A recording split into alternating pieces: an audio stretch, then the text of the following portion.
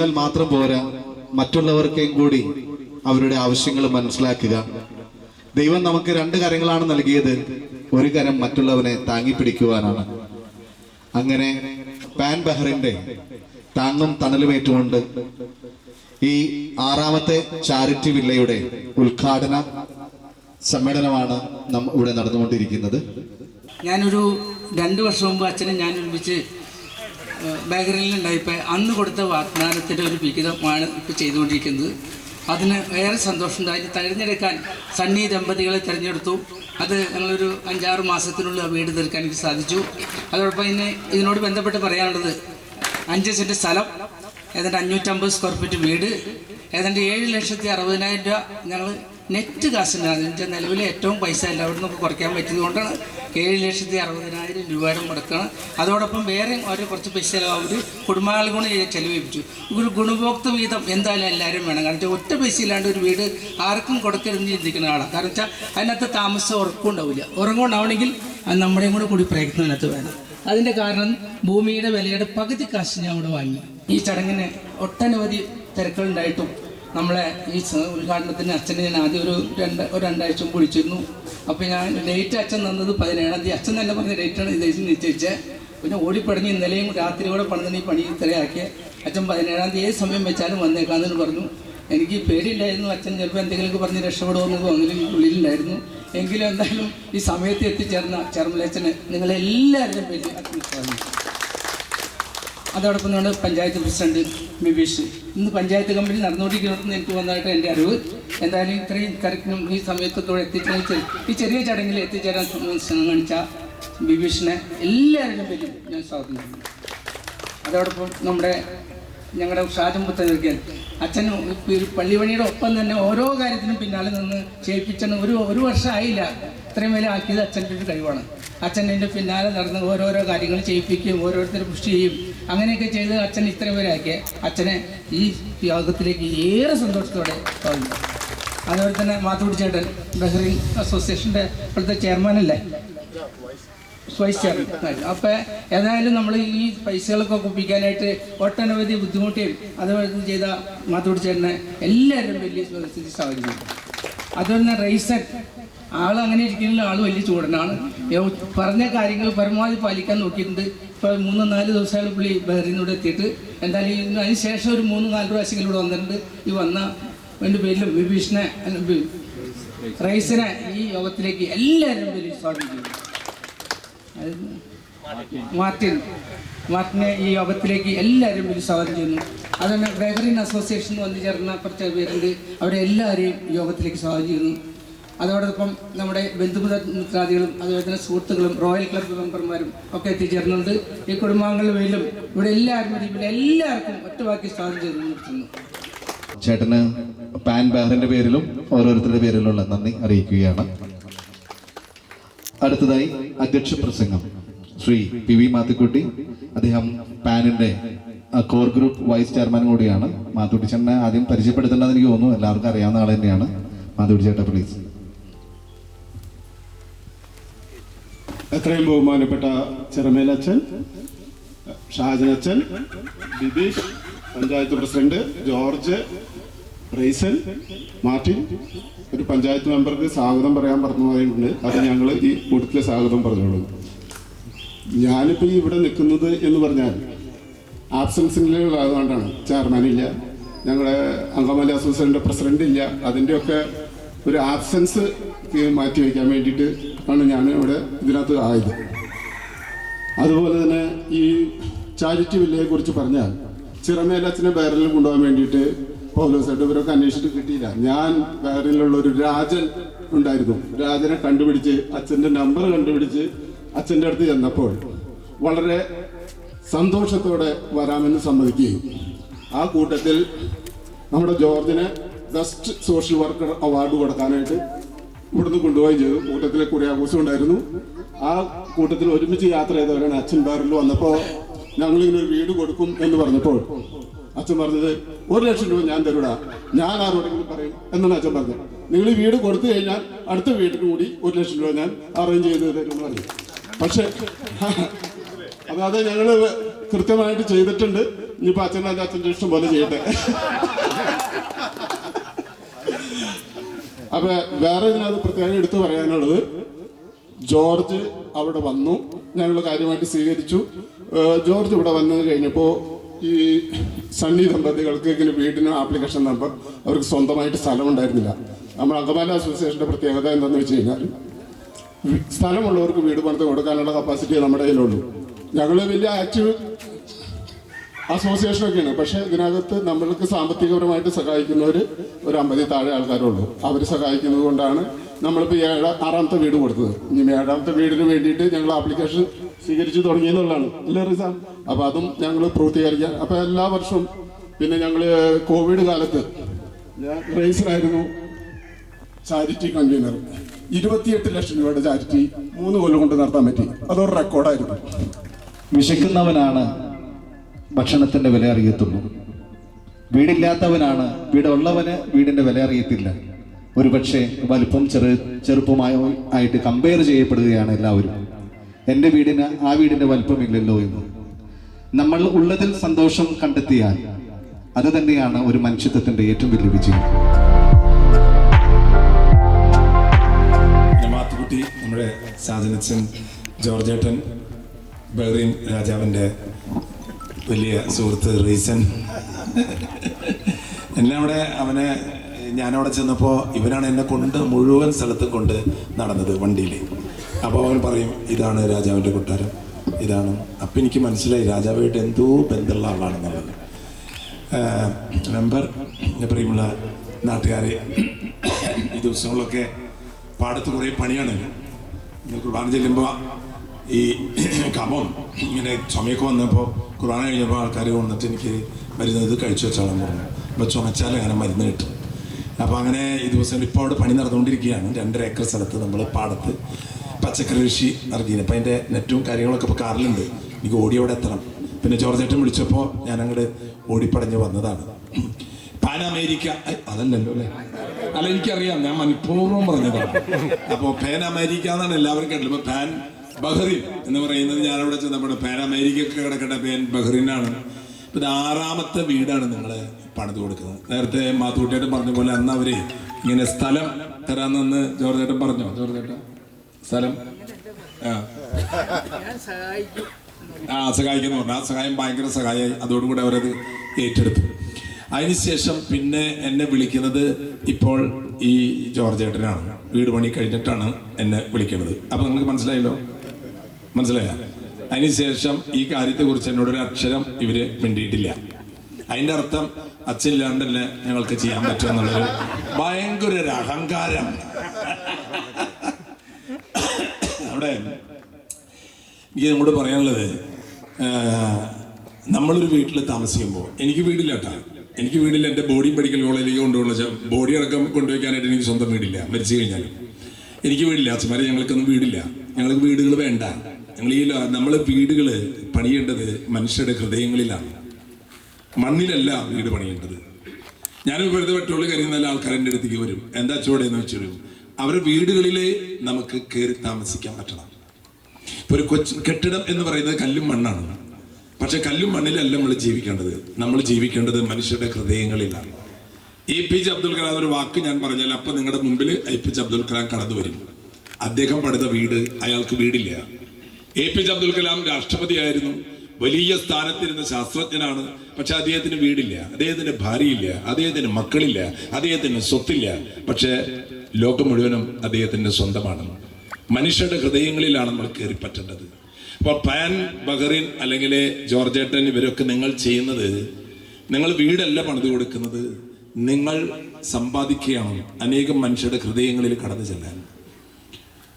ഞാനത് നിങ്ങളോട് പറയുക, ഞാൻ ഈ കിഡ്നി ഫെഡറേഷൻ ഓഫ് ഇന്ത്യ മാത്തുക്കുട്ടിയേട്ടനൊക്കെ വരുന്നത് എനിക്കാണ് ഈ തൃശ്ശൂരുള്ള ദേവസ്വം ബോർഡിൻ്റെ റെന്റിനായിട്ടുള്ള സ്ഥലത്താണ്. അതൊരു 5-6 വർഷം മുമ്പ്. അതിനുശേഷം അമേരിക്കയിൽ നിന്നൊരു സുഹൃത്ത് വിളിച്ചു, എൻ്റെ മകള് മരിച്ചുപോയി ചെറുപ്പത്തിൽ ക്യാൻസറായിട്ട്.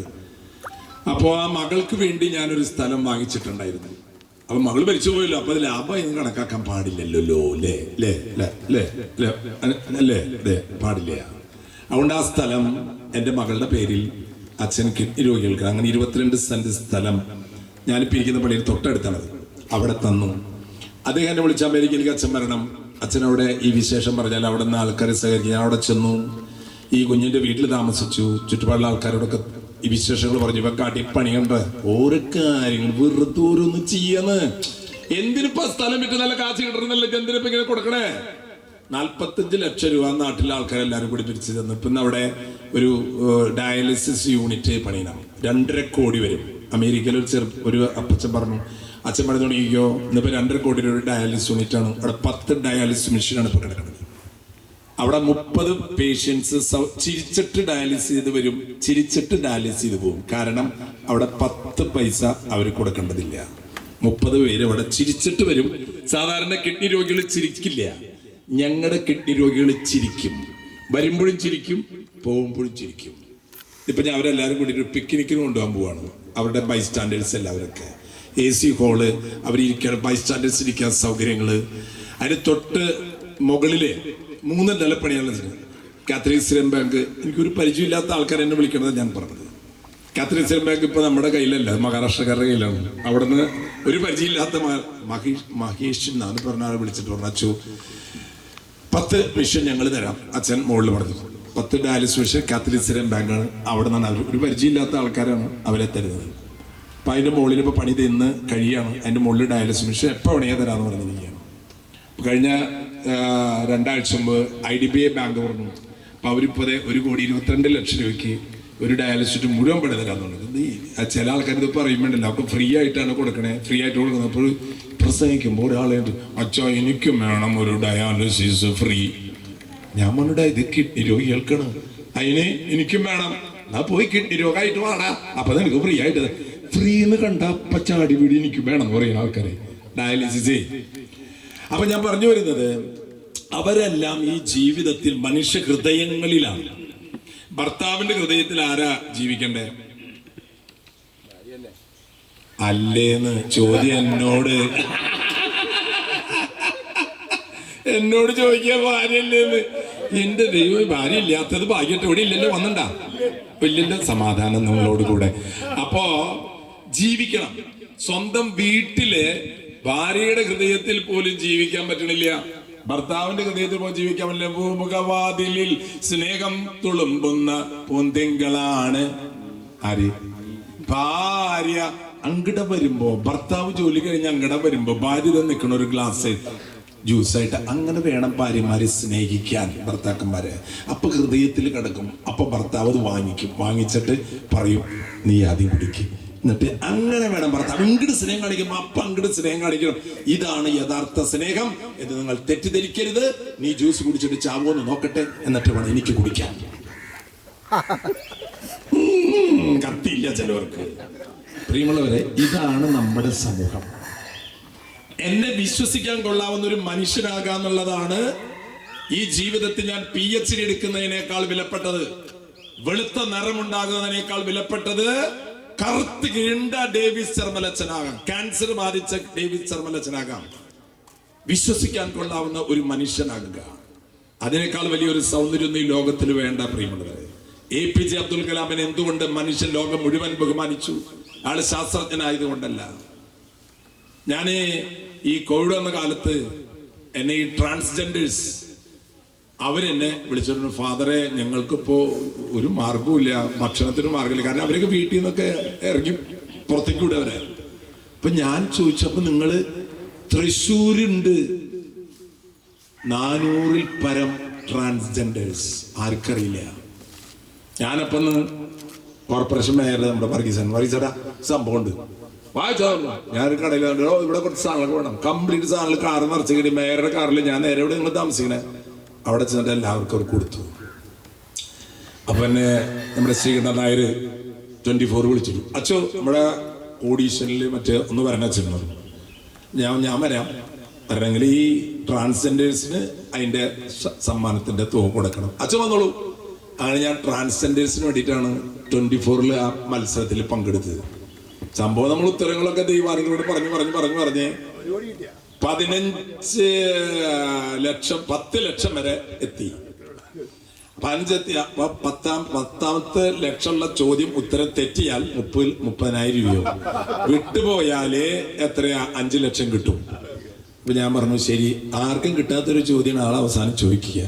അപ്പൊ ഞാൻ പറഞ്ഞു വിട്ടു. അങ്ങനെ 5 ലക്ഷം കിട്ടി എന്ന് നിങ്ങൾ പറയണ്ട, അതിന്റെ പകുതി അവര് തരുള്ളൂ. അത് നേരത്തെ എഗ്രിമെന്റ് ആണ്. ആ പകുതിയുടെ GST പിടിക്കും. അപ്പൊ കിട്ടുന്നത് 1.25. എനിക്കല്ല, ഇതൊന്നും എനിക്ക് വേണ്ട. ഞാനൊരു സ്ഥലത്ത് പോയിട്ടും എനിക്കൊന്നും ചോദിച്ചല്ല. അതേ എനിക്ക് റൈസൻ ചെയ്ത് മാത്തിട്ടെടുത്തിരിക്കണം. ഞാൻ ഈ ലോകത്തിൽ ആരോടും ഒന്നും ചോദിക്കില്ല. ഇന്ന് ഈ കുടുംബത്തിന് കൊടുത്തുള്ളത് നിങ്ങൾ വീടല്ല, നിങ്ങളുടെ ഹൃദയത്തിലെ സ്നേഹം കൊണ്ടൊരു കൊട്ടാരം എന്നൊക്കെ പറഞ്ഞില്ലടാ, അതടാ കൊട്ടാരം. നിങ്ങൾ ഒരു സ്നേഹത്തിന്റെ കൊട്ടാരമാണ് പണിത് കൊടുത്തിട്ടുള്ളത്. ഞാൻ പറഞ്ഞു വന്ന ട്രാൻസിന്റെ കാര്യം പറയാൻ കാരണം, ഞാൻ ആ കോടീസ പരിപാടി കഴിഞ്ഞിട്ട് ഇറങ്ങിയപ്പോൾ ഒരാളെൻ്റെ അടുത്ത് ആൻഡോ അവനോട്ടു, അച്ഛാ അവർക്ക് ഞാൻ എന്തെങ്കിലും കൊടുക്കും, നിനക്കൊന്നൊരു പണി, എനിക്ക് കൂലിപ്പണിയുണ്ട്, നീ എന്ത് കൊടുക്കാനാ? ഒരു 50,000 കൊണ്ടുണ്ട്, അത് കൊടുക്കുന്നു. എത്ര കാശ് വേണമെന്നുണ്ടോ നിങ്ങൾക്ക്? അത് അച്ഛൻ കൊടുക്കുമായിരിക്കും. വാടകയ്ക്ക് താമസിക്കാൻ 10,000 രൂപ എന്ന് പറഞ്ഞാൽ 10,000 രൂപ വാടകയ്ക്ക് താമസിക്കാൻ. ഇവർക്ക് വാടകയ്ക്ക് വീട് കൊടുക്കില്ല ആൾക്കാർ, ട്രാൻസ്ജെൻഡേഴ്സ്. എൻ്റെ പേര് പറഞ്ഞിട്ട് ഒരു ഡോക്ടർ ഒരു വീട് കൊടുത്തിട്ടുള്ള അവിടെ താമസിക്കുക. നമുക്ക് ഈ കഥയൊന്നും അറിയില്ല, നമ്മൾ നമ്മുടെ സുഖങ്ങളുടെ ഒരു ലോകത്താണ്. അപ്പോ ഇവൻ കൊണ്ടുവന്ന് എനിക്ക് 50,000 രൂപ. ഞാൻ നിനക്ക് കൊടുത്തിട്ട് കാശ് ഞാൻ ലോൺ എടുത്തിട്ട് കൊണ്ടുവരാതാണ്, പലിശക്ക് എടുത്തിട്ട് കൊണ്ടുകൊടുക്കണമെന്ന്. അല്ല അത് കൊടുക്കച്ചൻ വേണ്ട, നിന്റെ കയ്യിൽ കാശില്ലാത്ത നമ്മളെപ്പോഴാണ് മറ്റുള്ളവരെ സഹായിക്കാന്നറിയോ? കാശ് സർപ്ലസ് ആവുമ്പോ ബാക്കി കുറച്ച് കാശുണ്ട്, അത് കൊടുക്കണം. അതല്ല പ്രിയമുള്ളവരെ, ഇല്ലായ്മയിൽ നിന്ന് കൊടുക്കുന്നതിനാണ് ദൈവം വിലമതിക്കുക. ഇല്ലായ്മയിൽ എൻ്റെ കയ്യിൽ ഒന്നുമില്ല, ഇന്ന് 10 ദിവസം ഞാൻ ഭക്ഷണം കഴിക്കില്ല, ആ പണം നിങ്ങൾ കൊടുത്തു വയ്ക്കാൻ, അത് അവർക്കൊരു കൂട്ടി കിട്ടുന്നതിന് സന്തോഷമാവും. ഞാൻ പറഞ്ഞു 10,000 രൂപ തന്നാൽ മതി, നീ ആ പൈസ കൊണ്ടത് പലിശ കൊടുക്കണം. നീ എല്ലാ മാസവും വരും 10,000 രൂപ. പ്രിയമുള്ളവരെ, ഈ ലോകത്തിലെ ജീവിതത്തിൽ വിജയിക്കുന്നവരാരാന്നറിയോ? നേരത്തെ അദ്ദേഹം പറഞ്ഞില്ലേ, ഒരു കൈ നമുക്ക് തന്നിട്ടുള്ളത് തിന്നാൻ, എടുത്ത് കൈ കൊണ്ടുകൊണ്ട് തിന്നണവരുണ്ട്, പക്ഷെ മറ്റു കൈ മറ്റുള്ളവർക്ക് കൊടുക്കാനാണ്. ജീവിതത്തിൽ എത്ര കാലം നമ്മൾ ജീവിക്കും? എനിക്ക് 65ആയി. ഇനി എത്ര കാലം നമ്മൾ ജീവിക്കും? കടന്നു പോകുമ്പോൾ മക്കൾക്കോ ജോർജാട്ടി സ്ഥലം കൊടുത്തു, നിങ്ങളെല്ലാവരും നിങ്ങളുടെ അധ്വാനിച്ച പണം കൊടുത്തു. ഇതൊക്കെ കൊടുക്കുന്നത് നമ്മുടെ കടമകളാണ്, ഔദാര്യമേ അല്ല. ഔദാര്യമേ അല്ല. ഞാൻ അമേരിക്കയിലെ എല്ലാ വർഷവും എന്നെ വിളിക്കും, അവിടേക്ക് അച്ഛവായതുകൊണ്ട് ഇത് ധ്യാനത്തിന് പരിപാടി കൊടുക്കും. അപ്പൊ അതേ ഒരു ചേട്ടൻ 250 വീടുകൾ അത് റിപ്പയർ ചെയ്യാനായിട്ട്, ഒരു മെഗാ ഹൗസ് റിപ്പയറിംഗ് പ്രോജക്റ്റ് 50,000 രൂപ താഴെ ഓട്. എൻ്റെ നാട്ടിലൊക്കെ അവിടെ ഓടിട്ട് വീടുകളെ പൊളിച്ച് മേയാനായിട്ട്, അല്ലെങ്കിൽ സിമെന്റ് ഇട്ട് കൊടുക്കാൻ, ടൈലിട്ട് കൊടുക്കാൻ. ഇപ്പൊ ഒരു 20-25 വീടുകൾ കഴിഞ്ഞു. ഒരു 250 വീടാണ്, ഒരു 1.5 കോടി രൂപയാണ് അദ്ദേഹം. അച്ഛൻ പറഞ്ഞാൽ മതി ഇട്ട് തരാം. കാരണം അദ്ദേഹത്തിന് 84 വയസ്സായി. ഈ ലോകത്തുനിന്ന് പോകുമ്പോൾ എൻ്റെ മക്കളൊക്കെ കല്യാണം കഴിഞ്ഞ് അവർ സുഖമായിട്ട് ജീവിക്കണം അച്ഛോ. അവർക്കൊക്കെ അപ്പൻ അങ്ങനെ കുറെ കഴിയുമ്പോൾ മാതാപിതാക്കളെ, ഈ അച്ഛന്മാരായാലും പ്രായമായി കുർബാന ചെല്ലാൻ പറ്റുന്നില്ല എന്ന് കണ്ടാൽ ഇടവക്കാര് പറയും, അത്രാനച്ചോ ഇങ്ങോട്ട് വന്നിട്ട് എന്ത് കാര്യം, മിണ്ടാനും പറ്റില്ല, അത് വെച്ച് നടക്കും, ഒരു ഓർമ്മയില്ല, നേരത്തിന് കുർബാനയ്ക്കും കയറില്ല, പാട്ട് എന്തുകൊണ്ടൊക്കെ പ്രാർത്ഥന ചെല്ലണം, ഇതിന് മാറ്റിയിട്ട് വേറൊരെണ്ണത്തിനെ തരുമോ? ഞങ്ങളാണെങ്കിലും കൊണ്ടുപോയി ഇരുത്തും. അത് കരുതിയിട്ട് തന്നെയാണ് ഞങ്ങൾ ജീവിക്കണത്, ധൈര്യമായിട്ട്. നിങ്ങൾക്കും ഞങ്ങളോടൊരു സങ്കടം തോന്നുന്നുണ്ടാവും. ഇപ്പോൾ അച്ഛന്മാർ നിങ്ങളുടെ കാര്യം പറഞ്ഞാൽ നിങ്ങൾ കൂട്ടക്കരച്ചിലാവും. അതുകൊണ്ട് ഞാൻ പറയുന്നില്ല, ഞങ്ങൾക്ക് ഇങ്ങനെയെങ്കിലും ഒരു സ്ഥലമുണ്ട്. നിങ്ങളുടെ അവസ്ഥ എന്താ? അതുകൊണ്ട് പ്രിയമുള്ളവരെ, ഈ ജീവിതത്തിൽ നിങ്ങൾ അവരന് വേണ്ടി ചെയ്തു തീർക്കുന്നതിൻ്റെ സന്തോഷം നിങ്ങൾക്ക് വേണ്ടി ചെയ്തു തീർക്കുന്നതുകൊണ്ട് കിട്ടില്ല. ഇത് കിട്ടിയത് ഇവർക്കല്ല. അതിൻ്റെ ഗുണം അതിനുവേണ്ടി അധ്വാനിച്ചവർക്കാണ് അതിൻ്റെ സന്തോഷം കിട്ടുക. ഇതിൽ കയറി താമസിക്കുമ്പോൾ ഈ കുടുംബത്തിന് കിട്ടുന്ന സന്തോഷത്തെക്കാൾ സന്തോഷം ഇതിനു വേണ്ടി ആരാണ് അധ്വാനിച്ചത്, ആരാണോ ത്യാഗം സഹിച്ചത്, അവർക്കേ ഫലം കിട്ടുള്ളൂ. പ്രിയമുള്ളവരെ, ഞാൻ ബിരിയാണി തിന്നാൽ നിങ്ങൾക്കതിൻ്റെ സുഖം കിട്ടില്ലല്ലോ. അത് തിന്നുന്നവനെ കിട്ടുള്ളൂ, ത്യാഗം ചെയ്യുന്നവനെ അത് കിട്ടുള്ളൂ. ദൈവത്തെ മറക്കാതെ ഈ ഭൂമിയിൽ ജീവിക്കുക. ദൈവം മനുഷ്യരെ ഏർപ്പാടാക്കും നിങ്ങളുടെ വീട്ടിലേക്ക് വരാൻ, നിങ്ങളുടെ വീട്ടിൽ കൊണ്ടുവന്ന് തരാൻ. ദൈവം നിലവിളികൾ കേൾക്കുന്നവനാണ്. ഇവർ മുട്ടുകുത്തി പ്രാർത്ഥിച്ചപ്പോൾ ഇവരാരെയും കണ്ടിട്ടില്ല, പക്ഷേ ദൈവം കണ്ടു അവരുടെ ആവശ്യങ്ങൾ. പ്രിയമുള്ളവരെ, നാം മറ്റുള്ളവർക്ക് വേണ്ടി ജീവിച്ചാൽ നമ്മുടെ ആവശ്യങ്ങൾ കാണാൻ ആയിരക്കണക്കിന് മനുഷ്യർ വരും. നമ്മുടെ ജീവിതത്തിൽ എന്ത് നമുക്കൊരു നല്ല കാര്യം ചെയ്യാൻ അവസരം കിട്ടുന്നുവോ പ്രിയമുള്ളവരെ, ഒഴിവാക്കരുത്. ഒഴിവാക്കിയാൽ നഷ്ടം നമുക്ക്. എല്ലാ അനുഗ്രഹങ്ങളും പ്രാർത്ഥനകളും നിങ്ങളുടെ ത്യാഗത്തെ ദൈവകരങ്ങളിൽ സമർപ്പിക്കുന്നു. ഇവരുടെ സന്തോഷമായിട്ട് കഴിയട്ടെ. ഈ ഒരു അവസരത്തിൽ ജോർജേട്ടൻ വിളിച്ചു മാത്രം ഓടിപ്പടഞ്ഞു. എനിക്ക് കുറേ പണിയുണ്ട്, അവിടെ ഒത്തിരി പണിയുണ്ട്. അതിൻ്റെ ഇടയിൽ നിന്ന് ചാടി പടച്ച് വന്നത് അന്ന് ബഹ്റിൽക്കാരെ എന്നെ കൊണ്ടുപോയി ഒരു ഹോട്ടലിലൊക്കെ കൊണ്ടിരുത്തിയിട്ടേക്ക് എന്തൊക്കെ ഉണ്ട് അവിടെ. നമ്മൾ ഫുഡൊക്കെ നിങ്ങളൊക്കെ ഒരു സംഭവം ഗംഭീര സംഭവമായിരുന്നു. 2 ദിവസം ഞാൻ ഉണ്ടായുള്ളൂ. ആ 2 ദിവസം ഞാനും ജോർജേട്ടനും പിന്നെ വർഗീസേട്ടോടെ അതേ കുര്യാക്കോസേട്ട നിൽക്കുന്നു. ഞങ്ങൾ 3 പേരും അങ്ങോട്ട് തിമിർത്ത് അമർത്തി ആർമാദിച്ചു എന്ന് പറഞ്ഞ പോലെ ഇവരെ നമ്മളെ കൊണ്ടു നടന്നു. ഒരു സന്തോഷമുള്ള കാര്യം. കാരണം സ്നേഹം എന്ന് പറയുന്നതിന് വലിയ അർത്ഥങ്ങളുണ്ട്.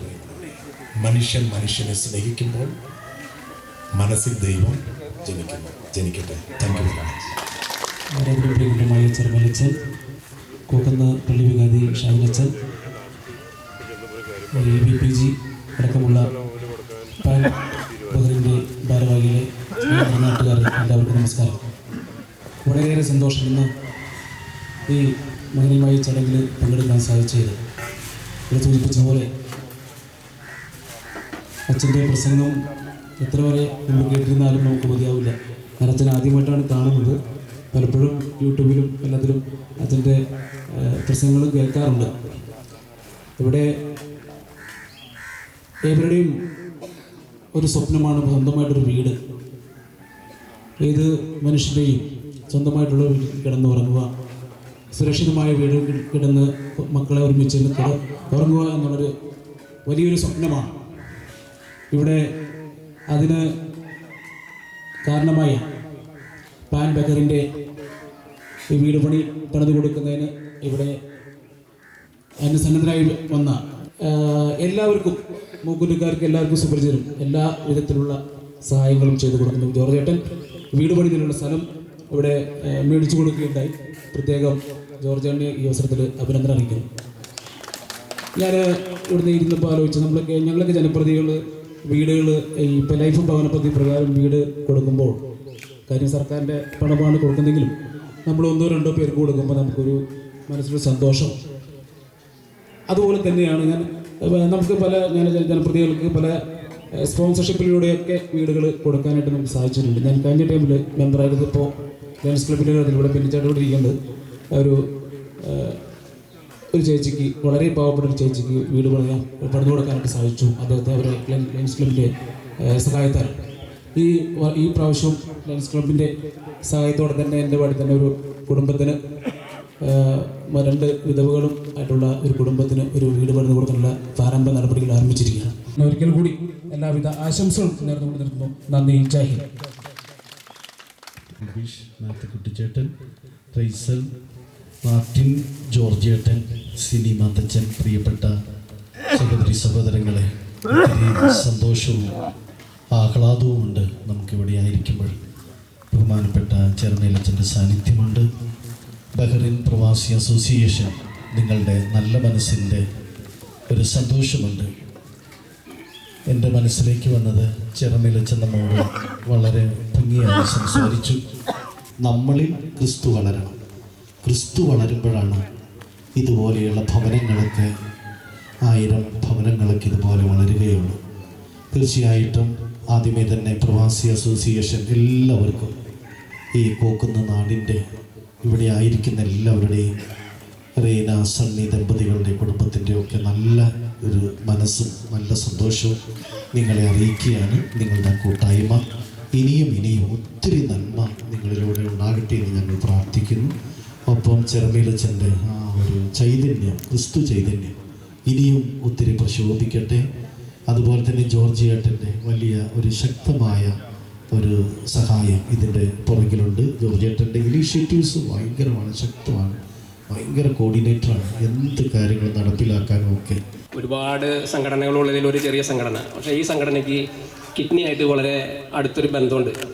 കാരണം കിഡ്നി എന്ന് പറഞ്ഞാൽ എൻ്റെ ഫാദറിന് കിഡ്നിയുടെ അസുഖം വന്നപ്പോഴാണ് ഇത് ഭയങ്കര സംഭവമാണല്ലോ, ഇത് ഭയങ്കര ദുരിതമാണല്ലോ എന്നൊക്കെ നമുക്ക് മനസ്സിലായത്. അപ്പോൾ ആദ്യം ഞങ്ങൾ കൊച്ചൗസേ ചിറ്റിലപ്പള്ളി സാറിനെ കൊണ്ടുവന്നു. അപ്പോൾ അവിടേക്ക് ബഹ്റിനിൽ വന്നു കഴിഞ്ഞപ്പോൾ അങ്കമാലിയിൽ ജീവധാര റിനയൽ കെയറിൻ്റെ ഒരു പ്രവർത്തകൻ സാജു ചാക്കോനെ കൊണ്ടുവന്നു.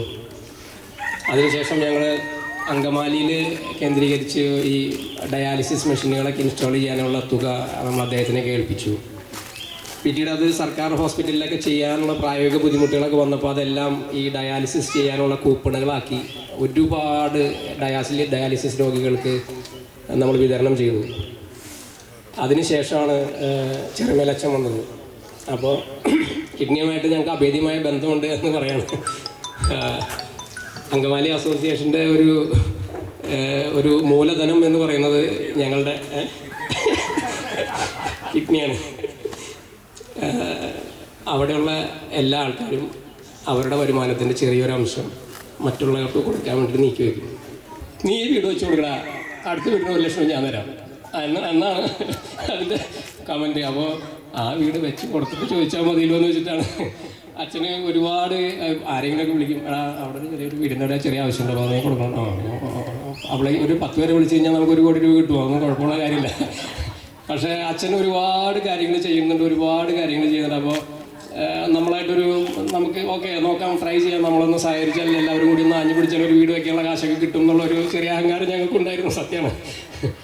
ചെറിയ പോരായ്മകളൊക്കെ ഉണ്ടെങ്കിലും അത് വളരെ വിജയകരമായി പൂർത്തിയാക്കി. ആ പൂർത്തിയാക്കിയതിൻ്റെ ബാക്ക് ബോൺ എന്ന് പറയുന്നത് ഈ ജോർജേട്ടനാണ്. ജോർജേട്ടൻ ബഹ്റൈനിൽ വരുമ്പോൾ ഈ ജോർജേട്ടനെ കുറിച്ച് ഞങ്ങൾ എന്തെങ്കിലും പറയണമല്ലോ. അപ്പോൾ പറയാൻ വേണ്ടിയിട്ടൊരു വീഡിയോ പ്രൊഫൈൽ ഉണ്ടാക്കി. അപ്പോൾ ജോർജേട്ടൻ വന്ന സ്റ്റേജിലേക്കും ഞങ്ങളിങ്ങനെ പറയും. അപ്പോൾ MC അവിടെ ഇരുന്നിട്ട് ഇങ്ങനെ അനൗൺസ് ചെയ്യുക, അല്ലെങ്കിൽ സൗണ്ട് വരും.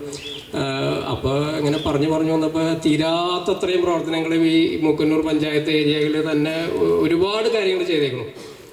അപ്പോൾ പിന്നെ ഈ ജോർജേട്ടൻ തന്നെയാണ് ഞങ്ങളുടെ ഈ ഒരു ബെസ്റ്റ് സോഷ്യൽ വർക്കർ എന്നുള്ള ഒരു അവാർഡ് നമ്മൾ എല്ലാ വർഷവും കൊടുക്കേണ്ട. അതിന് ഏറ്റവും അർഹനായ വ്യക്തി ഞങ്ങൾക്ക് തോന്നി. അങ്ങനെ ഞങ്ങളത് സമ്മാനിച്ചു.